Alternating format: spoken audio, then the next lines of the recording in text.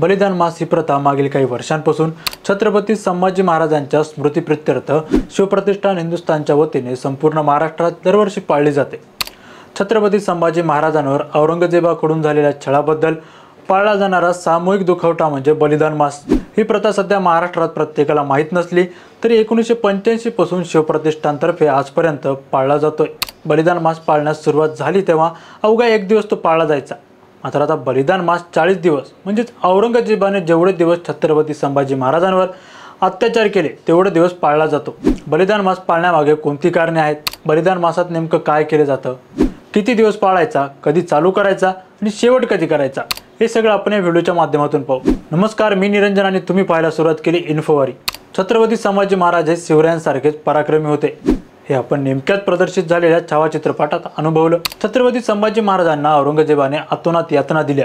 तब्बल 40 दिवस छत्रपती संभाजी महाराजांचा छळ केला। धर्म परिवर्तन करण्याचा देखील पर्याय महाराजांपुढे ठेवण्यात आला, पण संभाजी महाराजांनी हे सर्व पर्याय पायदळी तोडून स्वराज्य शेवटपर्यंत डागाळू दिले नाही आणि शेवटी अमानुष अत्याचार सहन करून त्यांनी आपला देह ठेवला। ही स्वाभिमानी बलिदानाची भावना वैयक्तिक मर्यादेत न ठेवता सामूहिकरित्या पाळली गेली तर संभाजी महाराजांच्या शौर्याला, त्यागाला, पराक्रमाला आणि स्वराज्यासाठी दिलेल्या बलिदानाला मानवंदना असेल अशी भावना शिवप्रतिष्ठान हिंदुस्थानकडून मानली जाते। म्हणून बलिदान मास शिवप्रतिष्ठानतर्फे महाराष्ट्रात काटेकोरपणे पाळला जातो। मुकर्रब खानाने ज्या क्षणी महाराजांना कैद करून औरंगजेबा पुढे आणले तेव्हापासून पुढे जेवढे दिवस संभाजी महाराजांवर अत्याचार झाले आणि ज्या क्षणी महाराजांनी प्राण सोडले हे 40 दिवसांचा संपूर्ण काळ म्हणजे बलिदान मास होय। तर मार्च महिन्यात येणाऱ्या फाल्गुन शुद्ध अमावस्येच्या अगोदर 30 दिवस हा बलिदान मास चालू होतो। या संपूर्ण महिन्यात बलिदान मास पाळणाऱ्याच्या पायात चप्पल घालत नाहीत।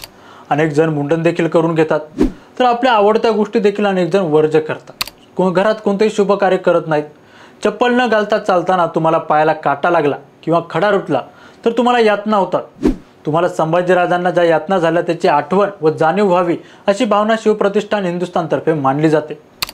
संभाजी महाराजांवर झालेल्या अत्याचारावेळी महाराजांचे 40 दिवस रक्त वाहत होते, म्हणून अनेक ठिकाणी सामूहिक रक्तदान शिबिराचे देखील आयोजन शिवप्रतिष्ठान हिंदुस्थानतर्फे केले जाते। धर्मवीर बलिदान मास काळात प्रतिष्ठानचे अध्यक्ष बेडे गुरुजींकडून अनेक तरुणांना व्यसन सोडण्याचे देखील आवाहन केले जातं। कोणी व्यसनाधीन असेल तर ह्या काळात वर्ज्य केलेल्या गोष्टींमुळे तो कायमचा व्यसनापासून दूर होतो असं शिवप्रतिष्ठानच्या धारकऱ्यांकडून सांगितलं जातं। फाल्गुन शुद्ध अमावस्येला मूक पदयात्रा काढून हा बलिदान मासाचा समारोप शिवप्रतिष्ठान हिंदुस्थानच्या धारकऱ्यांकडून केला जातो।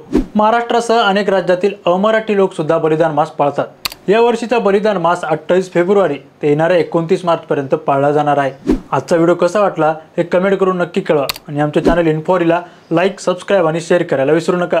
तुर्तास खूप खूप धन्यवाद।